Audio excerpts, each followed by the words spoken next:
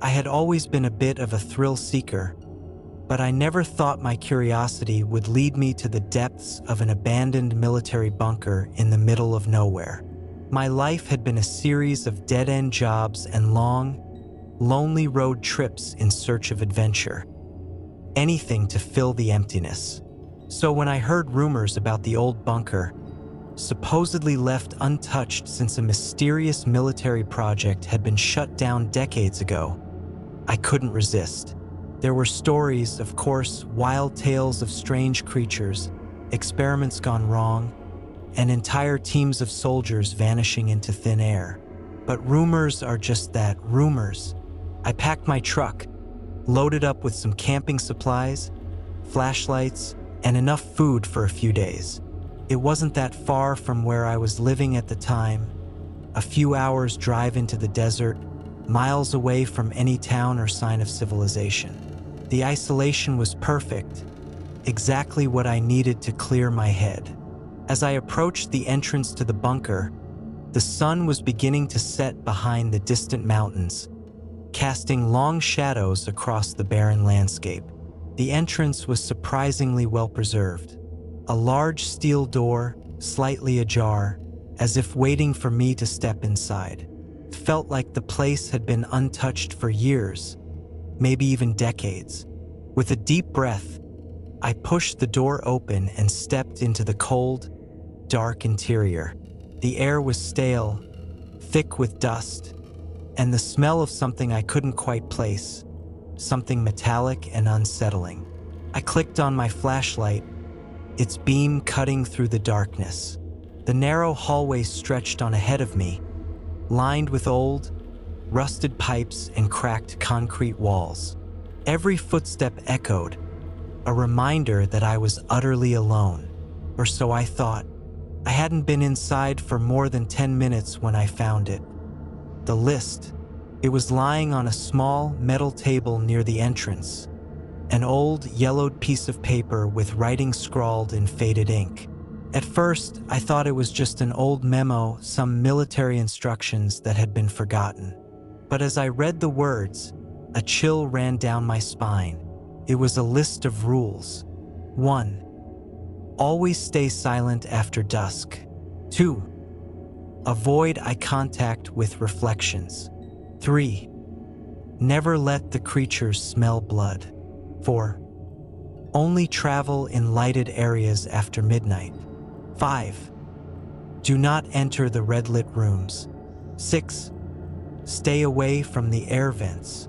The handwriting was shaky, as if whoever had written it had been in a hurry or terrified.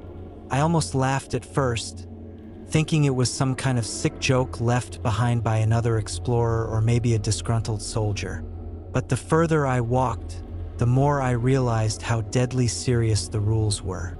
The bunker stretched on forever, with twisting corridors and rooms that all looked the same.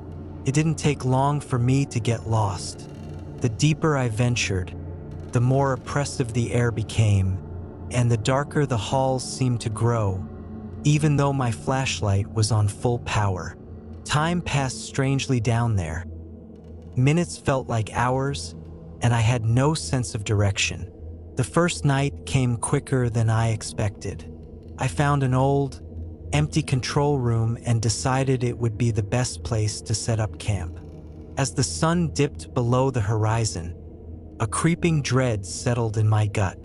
I remembered the first rule: stay silent after dusk. I tried to tell myself that it was ridiculous, that nothing would happen if I made a noise. But something about the bunker, about the thick, suffocating air, made me hesitate. So I stayed quiet, and then I heard it. At first, it was faint, a distant shuffling sound, like something moving in the darkness far down the hall. I froze, my breath catching in my throat. The sound grew louder, closer, like claws scraping against concrete. Whatever it was hunting. My heart pounded in my chest as I realized I couldn't even breathe too loudly. I pressed my back against the wall, every muscle in my body tensed, praying that it would pass me by. The sound stopped just outside the door to the control room. I could hear something sniffing like an animal, but far worse. Its breath was ragged, wet, and heavy. I dared not move. After what felt like an eternity, the sound of shuffling claws began again, retreating down the hall, deeper into the bunker. I didn't move for hours, not until the sun rose and the world outside brightened again. My body ached from the tension, but I had survived. I knew then that the rules weren't just some prank. They were real, and following them was the only thing that would keep me alive. The next day was spent searching for a way out, but the deeper I went, the more hopeless it became. The halls seemed to shift, as if the bunker itself was alive, trapping me inside its cold, concrete walls. I found an old locker room at one point, with mirrors on the walls above the sinks. That's when I remembered the second rule: avoid eye contact with reflections. I couldn't help but look into one of the mirrors for just a second, and that's when I saw it. A shadow, tall and hunched, standing just behind me, its eyes wide and black, like pits of endless darkness. I spun around, but nothing was there. The reflection had shown something that wasn't real, or at least not real in the way I understood. From then on, I avoided every mirror, every reflective surface, covering them with whatever I could find. I was starting to get desperate by the third day. My food and water were running low, and the feeling of being watched never left me. I cut myself on a rusted piece of metal while trying to pry open a locked door, and immediately I felt a surge of panic. The third rule: never let the creatures smell blood. I wrapped the cut as tightly as I could, but the fear gnawed at me. That night, the creatures came again. I could hear them outside, their claws scraping the floor, their noses sniffing the air. I held my breath, praying they wouldn't catch the scent. The minutes dragged on, the sound of their claws growing louder, closer. I knew if they smelled even a drop of blood, I was finished. Somehow they passed me by again, but I knew I was running out of time. On the fourth night, I made a mistake. I had stayed too long in a dark hallway after midnight, and I felt their presence before I saw them. The fourth rule: only travel in lighted areas after midnight. I fumbled with my flashlight, my hands shaking, as the darkness around me seemed to close in. The creatures were there, just beyond the edge of the light, waiting. I managed to get the beam on just in time, and I could see their twisted forms retreating, hissing in the shadows. They were getting bolder, more aggressive. I couldn't keep this up much longer. The fifth rule haunted me every time I passed one of the red-lit rooms. There were a few of them scattered throughout the bunker, always glowing with that eerie, unsettling red light. I could hear things moving inside those rooms, things I didn't want to see, but I had no choice but to pass by them. I always held my breath as I did, praying the doors wouldn't swing open. The red light seemed to pulse, like a heartbeat, as if the bunker itself was alive and watching me. By the fifth day, I was nearing my breaking point. My supplies were gone, my body weak from hunger and exhaustion. I had been hearing noises in the vents, strange skittering sounds, like something crawling through the metal ducts above me. The sixth rule: stay away from the air vents. But the vents were everywhere. No matter where I went, I could hear them, the creatures moving through the walls, watching me, waiting for me to make one wrong move. On the sixth night, I heard the unmistakable sound of something crawling through the vents right above me. I froze, holding my breath, praying it wouldn't come for me. The sound grew louder, closer, until it was right above my head. My heart pounded so hard I thought it might give me away. Then, just as suddenly as it had started, The noise stopped.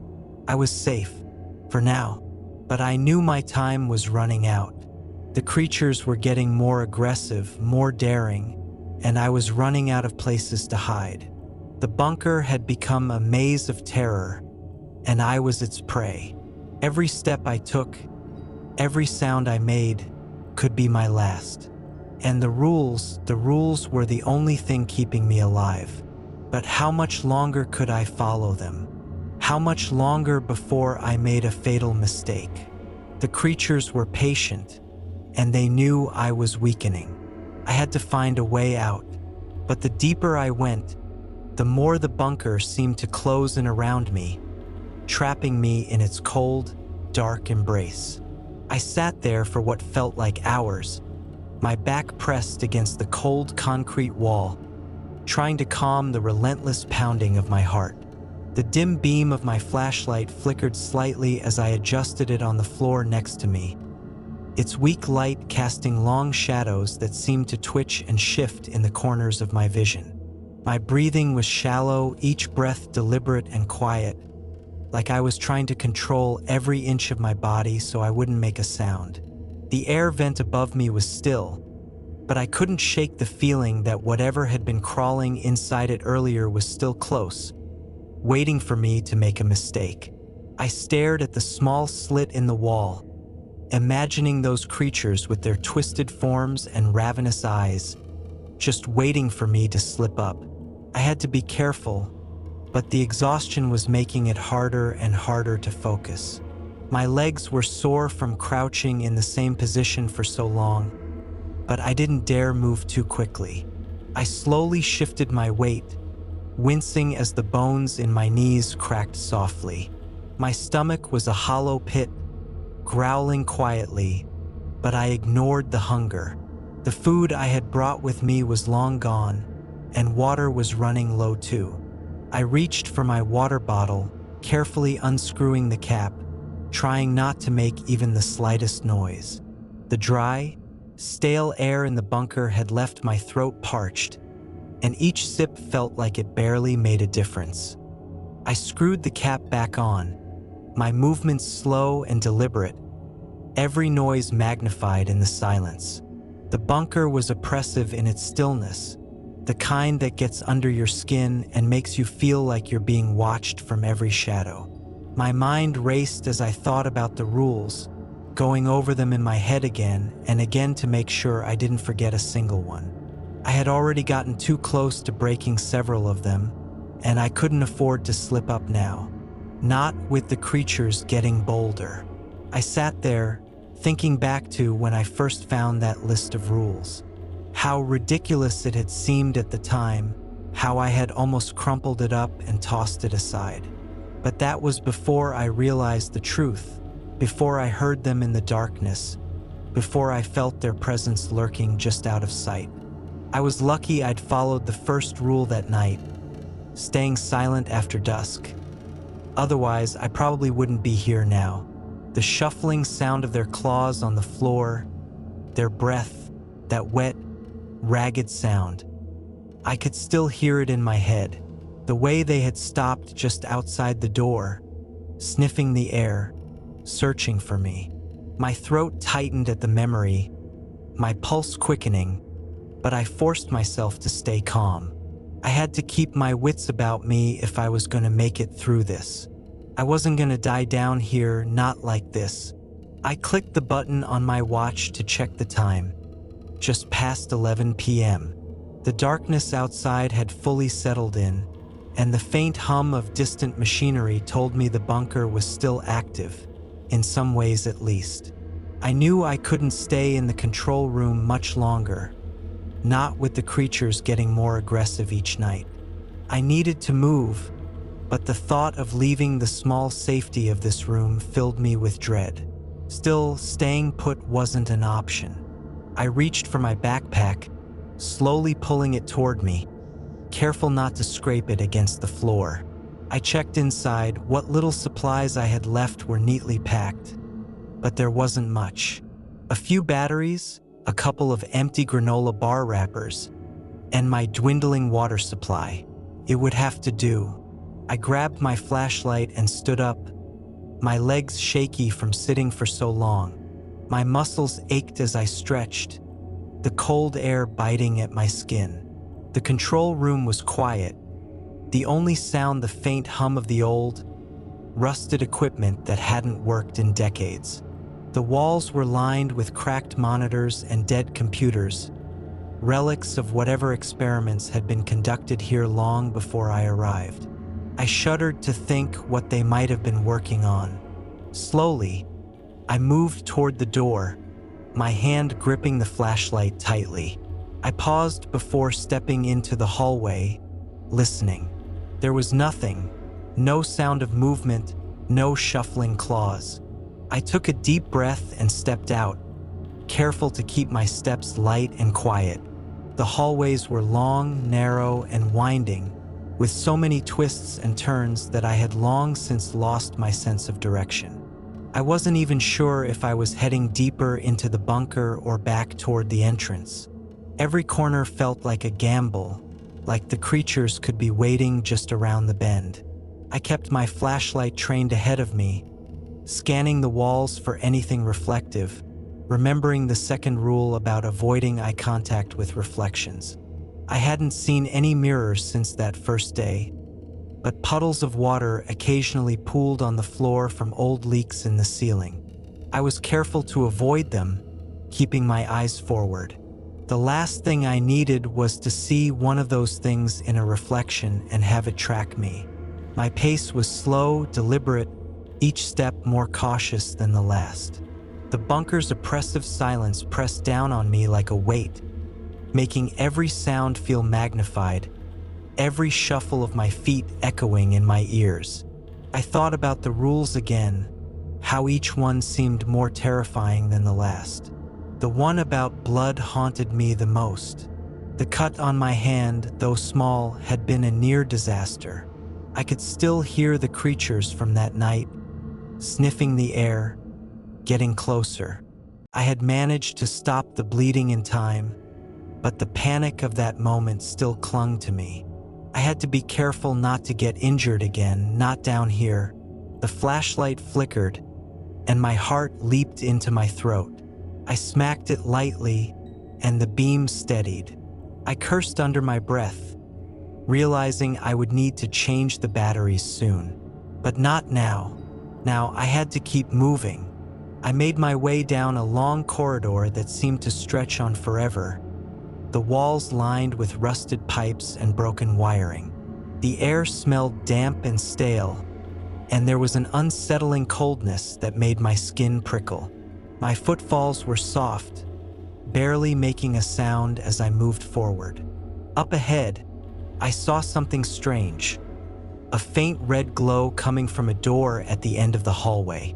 My stomach dropped as I remembered the fifth rule: do not enter the red-lit rooms. I stopped in my tracks, my eyes fixed on the light. I didn't need to get closer to know what it was. The red glow pulsed faintly, as if it were alive, as if it were watching me. I didn't dare move toward it. I stood there for a moment, frozen, listening to the silence, waiting for any sign of movement from within the room. But there was nothing, just the low hum of the bunker and the distant sound of something creaking in the walls. Slowly, I backed away, keeping my eyes on the red-lit door, my heart pounding in my chest. As I turned to leave, the flashlight flickered again, and this time it went out completely. I was plunged into darkness, my breath catching in my throat. My hands fumbled with the flashlight, unscrewing the cap and pulling out the batteries. They were dead. Panic surged through me, but I forced myself to stay calm. I reached into my pack, grabbing a fresh pair of batteries, my fingers shaking as I tried to slot them into the flashlight. Every second felt like an eternity, the darkness pressing in around me. I finally managed to get the batteries in, and with a click, the light flickered back on. I exhaled in relief, my pulse still racing. But then I heard it, a faint, skittering sound from the vents above me. The faint skittering sound from the vent made my blood run cold, and I froze, every muscle in my body tensing as I slowly lifted my head to look up. The grate above me shifted ever so slightly, a low creak echoing through the hallway. My heart pounded in my ears, and I could barely breathe. The flashlight shook in my hand as I slowly took a step backward, my eyes locked on the vent. Without warning, the grate fell open with a metallic clatter, and I saw it. A dark, twisted shape slithering out, its body contorting in ways that didn't seem possible. Long, bony arms stretched out first, followed by a grotesque head with hollow, hungry eyes that glinted in the weak beam of my flashlight. Its skin was pale and taut, and its jaw hung open, revealing rows of jagged, dripping teeth. For a moment, time seemed to stop as the creature paused, sniffing the air, its head twitching unnaturally. Then, its eyes locked onto mine, and I felt a surge of pure, unadulterated terror. I didn't think. My body moved on instinct. I turned and sprinted down the hallway, my breath coming in ragged gasps, my feet pounding against the concrete floor. Behind me, I heard the creature screech, a horrible, high-pitched wail that sent a chill down my spine. It was fast, too fast. I could hear its claws scraping against the walls as it gave chase, gaining on me with every second. I ran harder, my lungs burning, every instinct in my body screaming at me to survive. The corridor seemed endless, but up ahead, I saw a door slightly ajar, just wide enough for me to squeeze through. Without thinking, I threw myself into the room, slamming the door shut behind me and locking it with trembling hands. My heart was pounding so hard I thought it might burst. I pressed my back against the door, trying to stifle my gasps for air, praying the creature wouldn't try to break through. Outside, I could hear it screeching again, its claws dragging against the door as it sniffed around, searching for me. I squeezed my eyes shut, holding my breath, waiting. After what felt like an eternity, the noise faded and the creature moved on. I collapsed to the floor, my entire body trembling from the adrenaline, my mind racing. For a moment, all I could do was sit there in the silence, my ears straining to hear any sign that the creature might come back. But the hallway outside remained quiet, and I allowed myself a few moments to collect myself, to calm the shaking in my hands. Slowly, I stood up, wiping the sweat from my forehead. It was then that I realized where I was.